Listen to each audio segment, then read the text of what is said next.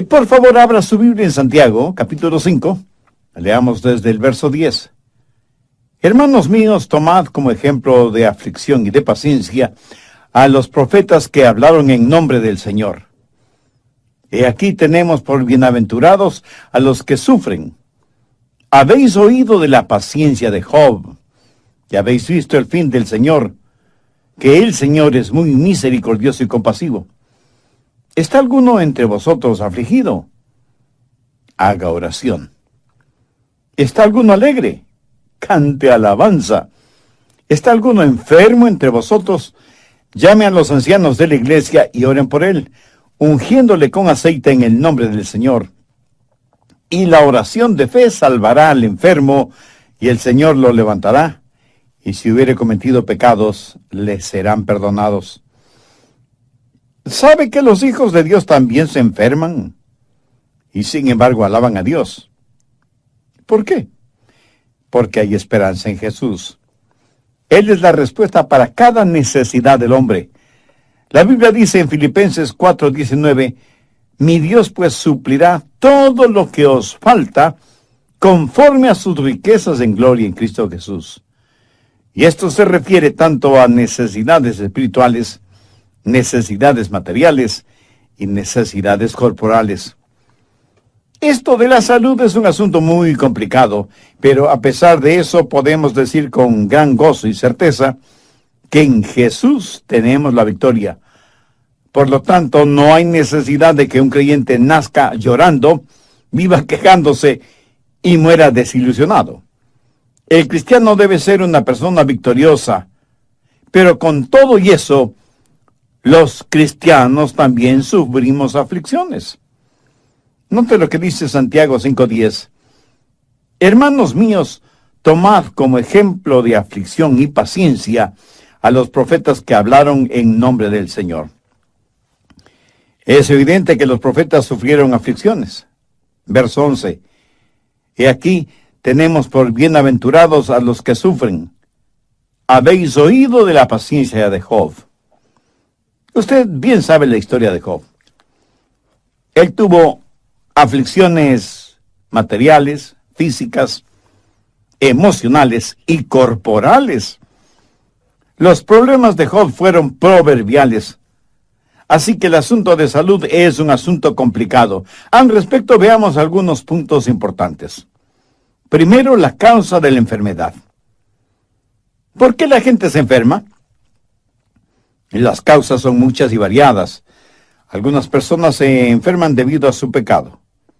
De hecho, seguramente nos sorprenderíamos al saber cuántas enfermedades físicas son el resultado del pecado. Busque 1 de Juan 5:16. Si alguno viere a su hermano cometer pecado que no sea de muerte, pedirá, y Dios le dará la vida. Hay un pecado que es de muerte. Ahora, sin adentrarnos en todas las ramificaciones teológicas de este versículo, sencillamente quiero que note que algunas personas mueren debido a su pecado. Y Juan aquí no está hablando de muerte espiritual, sino de muerte física. Busque 1 de Corintios 11:30. Por lo cual hay muchos enfermos y debilitados entre vosotros, y muchos duermen. Cuando Pablo dice duermen, pues no se refiere a la acción de dormir, sino al hecho de estar muerto. ¿Pero qué quiso decir con eso? Que debido a sus pecados se enfermaron. En otras palabras, muy frecuentemente, nuestra enfermedad es el resultado directo de nuestro pecado. Dios ni siquiera tiene que juzgarnos porque nuestro propio pecado nos juzga. Por ejemplo, los alcohólicos se intoxican con lo que beben. ¿Sabe usted lo que es un tóxico? Pues es un veneno. Y si una persona está intoxicada, quiere decir que se ha envenenado ella misma.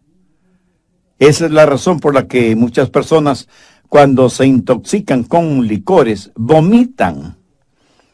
Tal pareciera que sus estómagos tienen más sentido común que sus cabezas.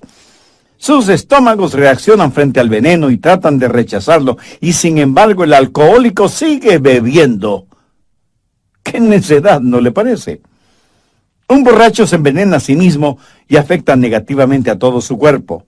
Se le enrojecen los ojos, tiene mal aliento, pierde el sentido de equilibrio y dirección, puede dormir su borrachera sobre basura y no darse cuenta de ello.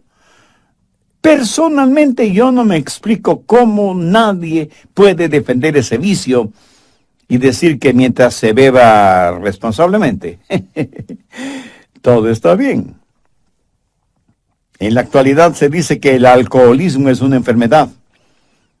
No es extraño que mientras se está buscando la causa de muchas enfermedades para combatirlas y erradicarlas, en cambio se hace una impresionante propaganda para que la gente beba más.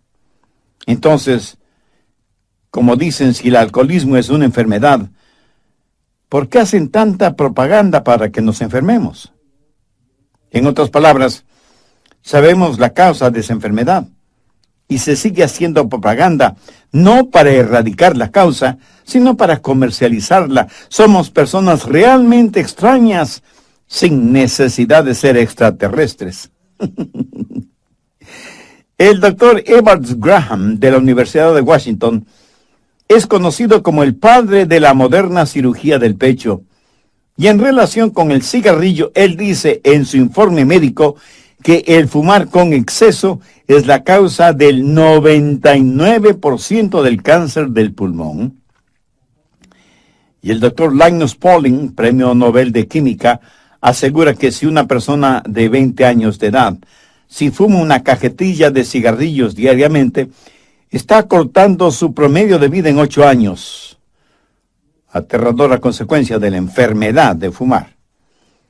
Ahora, quienes hicieron estas declaraciones no son ni pastores, ni predicadores, ni sacerdotes o líderes religiosos. Son científicos investigadores que hablan de los resultados de sus investigaciones.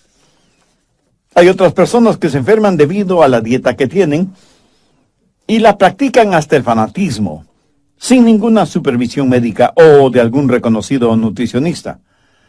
Parece que cada persona tiene su propia dieta y trata de hacer que los demás la acepten. En términos generales, no comemos comidas sanas. La actual es una generación que sabe más de comidas rápidas que no benefician, que de comidas nutritivas que son buenas para nuestros cuerpos. Y algunos de ustedes estarán pensando, bueno, lo que está diciendo no tiene que ver conmigo, porque yo no bebo, no fumo, no como comida basura y no vivo una vida sexual desordenada. Pues mi amigo, le felicito. Pero, ¿qué de las preocupaciones? ¿No sabe que la preocupación hará en usted físicamente lo mismo que la arena hace en una maquinaria? En la actualidad hay muchas formas de distracciones, con bebidas incluidas, que le harán daño físicamente, lo mismo que las preocupaciones. No digo que siempre, pero muchas veces nuestra enfermedad no es más que el resultado directo de nuestro pecado. ¿Sabía que otras veces la enfermedad puede ser causada por Satanás? Vamos al libro de Job, capítulo 2, verso 7. Entonces salió Satanás de la presencia de Jehová e hirió a Job con una sarna maligna. ¿Quién atacó a Job con esa enfermedad? Satanás. Y en el Nuevo Testamento, en el libro de los Hechos, capítulo 10 y verso 38, leemos que Jesús anduvo haciendo bienes y sanando a todos los oprimidos por el diablo. Satanás hirió con una sarna a Job y tuvo muchos hombres y mujeres bajo su opresión física. La opresión satánica se tradujo en enfermedades físicas. Así que algunos están enfermos debido a su pecado y otros están enfermos debido a Satanás. Ahora escúcheme atentamente. Algunos están enfermos porque Dios permite esa enfermedad con un propósito especial. No es que Satanás lo hace, o sea el resultado de algún pecado en particular. En la Biblia muchos de los santos de Dios padecieron enfermedades, y el ejemplo clásico es el del apóstol Pablo. Busque 2 de Corintios 12, verso 7, en donde Pablo declara: y para que la grandeza de las revelaciones no me exaltase desmedidamente, me fue dado un aguijón en mi carne, un mensajero de Satanás para que me abofetee, para que no me enaltezca sobremanera, respecto a lo cual 3 veces he rogado al Señor que lo quite de mí, y me ha dicho: bástate mi gracia, porque mi poder se perfecciona en la debilidad. Por tanto, de buena gana me gloriaré más en mis debilidades, para que repose sobre mí el poder de Cristo. Muchos estudiosos de las Escrituras creen que el aguijón en la carne que menciona Pablo seguramente era una enfermedad en los ojos, porque el apóstol, escribiendo a los Gálatas, les dijo: porque os doy testimonio de que si hubieseis podido, os hubierais sacado a vuestros propios ojos para dármelos. ¿Por qué Pablo no fue sanado de su enfermedad? ¿Es que acaso su fe era débil? No lo creo. A lo mejor Pablo estaba fuera de la voluntad de Dios. De ninguna manera. Dios tenía un plan específico y sobresaliente para Pablo. Por un momento quiero que veamos 2 Timoteo 4:20. Aquí Pablo menciona Trófimo, que estaba sumamente enfermo. Y el apóstol dice: Erasto se quedó en Corinto, y a Trófimo dejé en Mileto, enfermo. Pablo, el apóstol, tenía poder para realizar milagros de sanidad. ¿Piensa que Pablo dejó a Trófimo enfermo en Mileto porque no le importaba o porque la enfermedad de su compañero le era indiferente? De ninguna manera. Sencillamente la voluntad de Dios no era el sanar a Trófimo. Por eso Pablo lo dejó enfermo en Mileto. Veamos ahora 1 Timoteo 5:23. Este es un consejo que Pablo le da a su hijo espiritual Timoteo. Y le dice: ya no bebas agua, sino que usa un poco de vino por causa de tu estómago y de tus frecuentes enfermedades. Timoteo era un hijo de Dios, un predicador del Evangelio y un gran siervo e hijo espiritual de Pablo. Sin embargo, Pablo no tuvo el poder para milagrosamente sanarle. Lo único que pudo hacer el apóstol fue recomendarle que ya no bebiera agua por obvias razones de contaminación y que más bien tomara un poco de vino. El agua en Israel y en la Tierra Santa, en general, tiene un alto contenido alcalínico, no muy recomendable para la buena digestión. Pablo no le está diciendo a Timoteo que se vuelva un borracho, sino que tome un poco de vino para sus enfermedades estomacales. En el Antiguo Testamento, veamos 2 de Reyes 13, verso 14. Estaba Eliseo enfermo de la enfermedad de que murió. ¿Cómo murió Eliseo, quien tuvo una doble porción del espíritu que moraba en Elías? Murió porque ya no tenía comunión con Dios, y por eso se enfermó. ¿Qué había hecho de malo?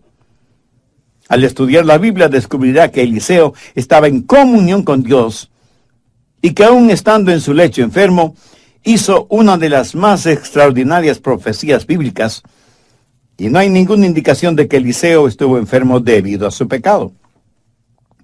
Frecuentemente Dios tiene un propósito increíble cuando permite alguna enfermedad a sus santos. ¿Cuáles son esos propósitos de Dios en la vida de sus hijos por medio de la enfermedad? Segundo, para que experimentemos la gracia de Dios. Dios le dijo a Pablo: bástate mi gracia, porque mi poder se perfecciona en la debilidad. Tercero, el poder viene por medio del sufrimiento y la enfermedad. Pablo hizo un maravilloso descubrimiento, que por medio de la enfermedad podía conocer el poder de Dios, quien le dijo: mi poder se perfecciona en la debilidad. En otras palabras, Dios le dijo: Pablo, cuando estés lo suficientemente débil como para depender totalmente de mí, tendrás más poder del que nunca tuviste estando sano. Por eso es que Pablo dijo, por tanto, de buena gana me gloriaré, más bien en mis debilidades, para que repose sobre mí el poder de Cristo. Y la frase para que repose sobre mí el poder de Cristo es muy significativa. Quiere decir literalmente extender el tabernáculo de Dios. Dios ha extendido su poder sobre la vida de Pablo, y por eso el apóstol siente que cuando es débil, entonces es fuerte. Pablo, debido a su enfermedad física, aprendió a confiar, a depender de Jesucristo. Pablo nunca dijo, bueno, si no me puedo curar, entonces debo aguantar. No. Su actitud fue, si Dios no me quiere curar, entonces debo alabar. Amén. Por eso se glorió en su enfermedad. ¿Alguna vez usted le ha dado gracias a Dios por su enfermedad, así como le da gracias a Dios por su buena salud? Piénselo. Cuarto, la productividad a veces viene por medio de la enfermedad. Cuán grandemente ha sido bendecido el mundo por creyentes enfermos. Y aunque no sea difícil el comprenderlo, Dios puede usar nuestro sufrimiento para bendecir a otras personas. Veamos 2 Corintios 1:6. Pero si somos atribulados, es para vuestra consolación y salvación. ¿No es eso maravilloso? Pablo está diciendo, mi aflicción es su consolación. Mi sufrimiento es su salvación. El resto del verso 6 dice, la cual se opera en el sufrir las mismas aflicciones que nosotros también padecemos. Recuerda que a Pablo Dios le dijo lo mucho que debía sufrir por amor de su nombre. La productividad a veces viene por medio de la enfermedad. Busque Juan 15, verso 2. Todo pámpano que en mí no lleva fruto lo quitaré, y todo aquel que lleva fruto lo limpiaré, para que lleve más fruto. Aquí la palabra limpiar significa podar. Cortar aquello que podría ser un estorbo en el crecimiento y desarrollo de los racimos. Y aunque es una operación dolorosa, es necesaria. ¿Necesita usted esa operación espiritual? No sabe por qué tiene la enfermedad que tiene. Pero aún mucho más importante que esto es, ¿cuál es su relación con Dios? ¿Quién es y qué representa Cristo en su vida? Si usted tiene dudas respondiendo esas preguntas, entonces usted necesita hacer una decisión espiritual ahora mismo. Un hombre estaba visitando un huerto de manzanas y vio un árbol tan cargado de manzanas que las ramas tenían que ser apuntaladas, y le preguntó al cuidador de la huerta acerca de la productividad de ese árbol. Y el hombre le contestó, Señor, usted no lo va a creer, pero este era uno de los árboles menos productivos en la huerta, por lo que tuve que tomar medidas drásticas. Con un hacha hice una profunda incisión en el tronco del árbol, y desde entonces este árbol ha dado más manzanas que ningún otro árbol del huerto. Aprendí que cuando un árbol no tiene más que ramas y hojas, pero no da ningún fruto, la herida que le hice en el tronco sirvió para despertar a este árbol, para que diera fruto. Interesante, ¿no le parece? Quinto, la pureza llega por medio del sufrimiento y la enfermedad. Veamos 1 de Pedro 5:10. Mas el Dios de toda gracia, que nos llamó a su gloria eterna en Jesucristo, después que hayáis padecido un poco tiempo, Él mismo os perfeccione, afirme, fortalezca y establezca. ¿Alguna vez ha pensado que a lo mejor sus sufrimientos son para su perfección, para su fortalecimiento, para su crecimiento espiritual? Por eso es que Pedro está diciendo lo que dijo. Mire lo que Job dijo, mas él conoce mi camino, me probará y saldré como oro. En otras palabras, Job dijo, este sufrimiento es como un crisol, en donde serán quemadas todas las impurezas. Y en el Salmo 119:67, David dijo, Antes que fuera yo humillado, descarriado andaba. Mas ahora guardo tu palabra. Primera de Corintios 1, verso 27. Sino que lo necio del mundo escogió Dios para avergonzar a los sabios, y lo débil del mundo escogió Dios para avergonzar a lo fuerte. De paso, permítame decir que la palabra débil en este contexto no quiere decir débil de carácter o sin fuerza física. Más bien significa estar enfermo. ¿Por qué Dios escoge a la gente enferma? La respuesta está en el verso 29. A fin de que nadie se jacte en su presencia. Ahora, ¿cuál es el propósito de todo esto? Verso 31. Para que, como está escrito, el que se gloría, gloríese en el Señor. ¿Cómo es que nuestra muerte puede traer gloria a Dios?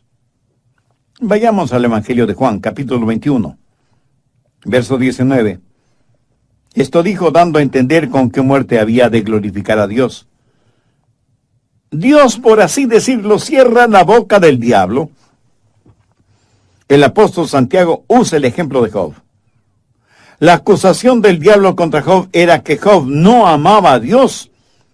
Y la única razón por la cual Job servía a Dios es porque Dios le había sobornado. Y Satanás le dijo a Dios, Job te sirve porque eres demasiado bueno con él. ¿Qué es lo que el diablo le dijo a Eva en el jardín del Edén? Dios no es lo suficientemente bueno para ti. Mira lo que Dios no te permite tener. Pero en relación con Job, el diablo dice que Dios era demasiado bueno con Job. Y Dios respondió al diablo, tú no conoces a mi siervo Job. Él no me sirve debido a las cosas que le doy o a lo que hago por él. Lo hace porque verdadera y sinceramente me ama. Para probártelo, Satanás, te doy permiso para que le quites todo lo que tiene, pero no toques su vida. Bueno, creo que todos sabemos esa extraordinaria historia, resumida en la clásica frase de Job, he aquí, aunque él me matare, en él esperaré. Aquí Job está declarando su total y absoluta fe en Dios. Muchas personas, incluso creyentes, profesan una fe condicionada. Señor, si haces esto por mí, Dios, si me ayudas a conseguir esto o aquello. La verdad es que necesitamos una fe como la de Job, quien dijo, Señor, aunque me mates, te serviré. Eso, mi amigo, cierra la boca de Satanás. ¿No sería formidable que en nuestro contexto actual podamos decir, aunque no tengo buena salud, y aunque no tengo posesiones materiales, amo a mi Dios, y Jesucristo es real y suficiente para mí?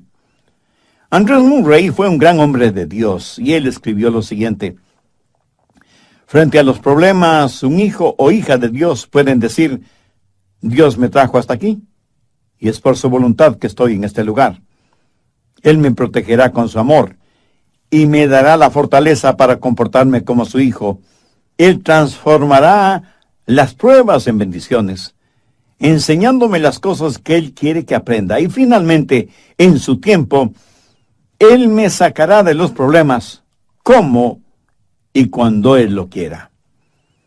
Ahora quiero que veamos algunas de las causas de las enfermedades en los hijos de Dios. No porque hayan cometido algún pecado en particular, sino porque Dios tiene un propósito mucho más importante. Sexto, la cura para la enfermedad.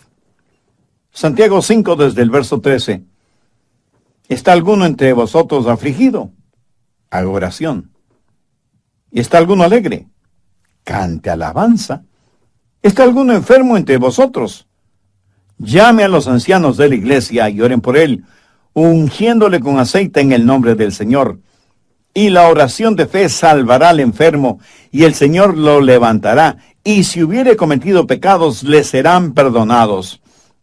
Aquí la palabra enfermo significa no tener ninguna fortaleza física, pero tampoco se refiere a un simple dolor de cabeza o a que le duele algún diente de la dentadura postiza. No, no se refiere a nada de eso. Aquí se habla de una verdadera enfermedad genuina, real, terrible. Entonces, ¿cuál es el procedimiento a seguir? Primero, llamar a los ancianos de la iglesia.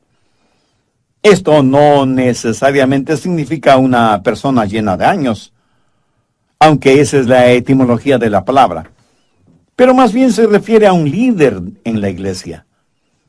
Anciano es una palabra usada intercambiablemente en la Biblia referente a un pastor o un obispo.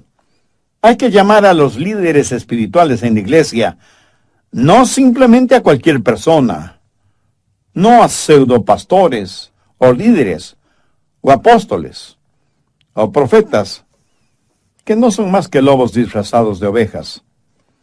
Segundo, orar por el enfermo y ungirle con aceite. Así lo dice el verso 14. Oren por él ungiéndole con aceite en el nombre del Señor. Ahora, ¿qué significa ungir con aceite? Algunos estudiosos dicen que significa el uso de medicinas, que hace referencia al uso de medicamentos para curarse.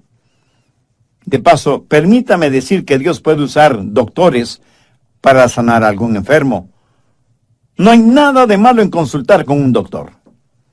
Lo malo es depositar la fe en ese doctor en vez de tener fe en Jesucristo. En mi opinión, el ungimiento con aceite no se refiere al uso de medicamentos. En algún comentario bíblico leí que ungir a una persona con aceite significa, prácticamente, cubrirle completamente con aceite. Bueno, yo no lo creo así. Eso equivaldría a tener un enfermo resbaloso. En la Biblia, el aceite fue usado como símbolo del Espíritu Santo, separando y santificando a alguna persona específicamente para la causa de Cristo. Permítame darle un ejemplo de lo que estoy diciendo. Vayamos al libro de Levítico, en el Antiguo Testamento, capítulo 8, verso 10. Y tomó Moisés el aceite de la unción, y ungió el tabernáculo y todas las cosas que estaban en él. ¿Lo comprende? Cuando usted unge con aceite a alguien o a algo, lo santifica. ¿Tiene problemas entendiendo lo que significa la santificación? Es muy sencillo. Significa apartar para un propósito o para un trabajo específico. Mire los siguientes versículos, el 11 y 12. Y roció de él sobre el altar 7 veces, y ungió el altar y todos sus utensilios, y la fuente y su base para santificarlos, y derramó del aceite de la unción sobre la cabeza de Aarón, y lo ungió para santificarlo. El ungimiento con aceite es un acto simbólico, similar a la cena del Señor, o Santa Cena, o comunión, al bautismo por inmersión, o la imposición de manos. Simboliza algo hermoso y sobrenatural.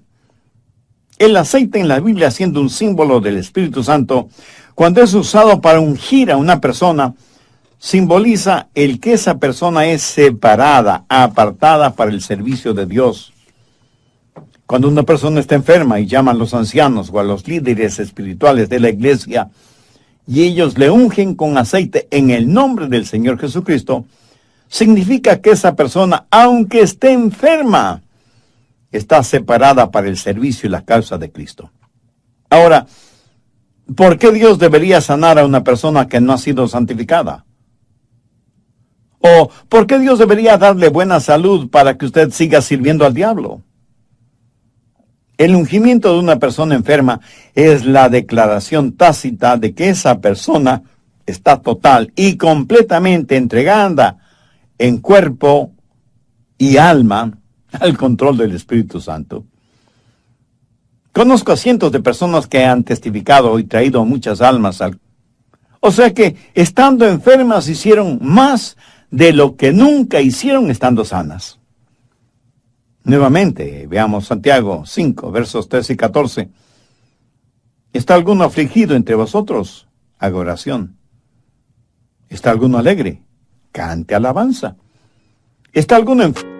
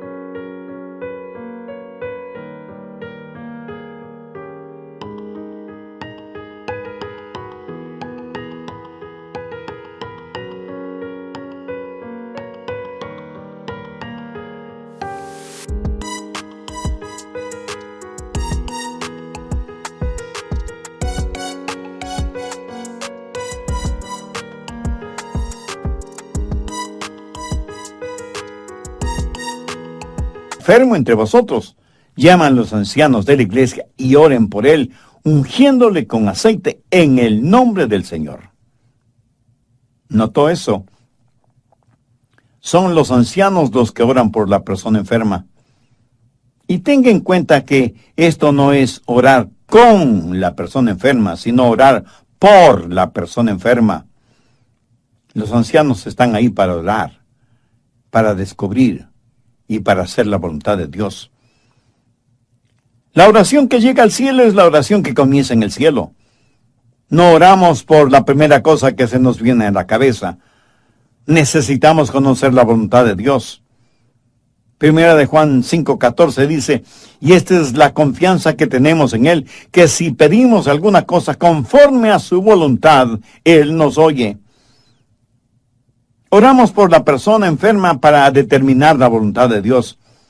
Así que primero oramos y luego la ungimos con aceite en el nombre del Señor. ¿Y cuál es el resultado? La oración de fe salvará al enfermo. Si la voluntad de Dios es sanar a ese enfermo, Dios nos dará a nosotros la fe para orar. Ahora escúcheme atentamente, porque hay muchas personas que asisten a esas fuertemente hipnotizantes y emocionantes reuniones de sanación y milagros. Yo creo que la parte más ardiente del infierno está reservada para esos charlatanes y fraudulentos mercenarios espirituales que van por todo el mundo esquilmando a los ingenuos, diciéndoles que el poder de Dios está en ellos para sanar enfermos, cuando no son más que desvergonzados vividores que se aprovechan de la credulidad de los tontos útiles. Esos pseudoapóstoles, pastores, profetas, ministros o como se autodenominen, son una verdadera abominación a los ojos de Dios. Pero esto no invalida el poder de Dios para sanar. Yo creo en la sanidad milagrosa y sobrenatural. Yo creo que Dios me ha sanado de muchas enfermedades para que crea en su sanidad. Pero recuerde que cada cosa que Dios hace, Satanás la falsifica. Y estos pseudo sanadores que abundan en nuestro mundo actual, toman a una persona que está en una silla de ruedas o que usa muletas y les imponen las manos y dicen unas cuantas palabras misteriosas y desconocidas, y como nada sucede, declaran: hermanos, la voluntad de Dios es sanar a todos, pero esta persona no tiene suficiente fe como para ser sanada. Ahora piense conmigo por un momento. ¿Puede imaginarse lo que hará eso en una persona que no entiende la Biblia? ¿Se da cuenta del tremendo daño que hacen al ego espiritual de esa persona? No creo que haya nada más abominable que eso. Si usted estudia detenidamente este pasaje de Santiago, descubrirá que no es la fe del enfermo de la que se está hablando, sino de la oración de fe de quienes oran por él. Y en vez de decirle al enfermo, no tienes suficiente fe para ser sanado, deberían decir: yo no tengo la suficiente fe para orar por ti. ¿Qué es lo que dice la Biblia? La oración de fe salvará al enfermo. Pero no se refiere a la oración del enfermo, sino a la oración de los líderes espirituales, de los ancianos, por el enfermo. Cuando una persona ha sido ungida y santificada, esa persona ha sido apartada para el servicio de Dios. Y cuando se ora con fe buscando la voluntad de Dios, el Santo Espíritu de Dios honrará esa oración de fe. Esto lo sé porque lo he visto suceder. He visto cómo Dios ha sanado en forma milagrosa e instantánea, en respuesta a la oración de fe. Yo no tengo el don de sanidad. No lo tengo ni lo busco, porque ese no es mi llamado. Pero esto no quiere decir que no ore por los enfermos. Y he visto cómo Dios ha sanado, no a todos, pero a muchos de ellos. Y he dado la honra y la gloria a Dios, que es el único que puede sanar enfermos, si esa es su voluntad. Si no lo es, no hay ningún hombre o mujer sobre esta tierra que pueda sanar a ningún enfermo, aunque diga que lo hace en el nombre de Jesús. Al respecto, busque Mateo 7, versos 22.